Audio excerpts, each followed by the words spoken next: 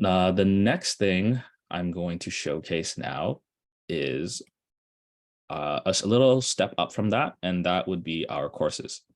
So here's just a GOMO generic course, and this is for members in our eLearning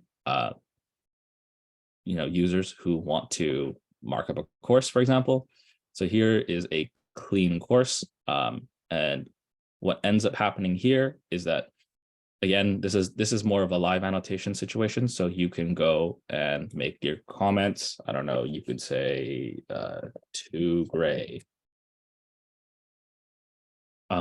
And you can also go and say, for example, if this is a movable course, you can jump into this part and say, I don't know,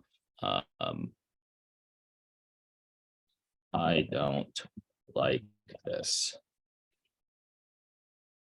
And again, so the tools that we have here are actually a bit more dynamic.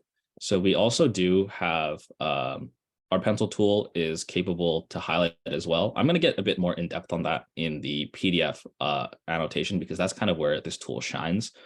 But you do have the ability, again, to just, have a pencil here and just draw whatever. And so the cool part, again, so within a live annotation like this will allow us to skip back and forth too. So if I wanted to, I should be able to jump to different parts. Why is that not working? But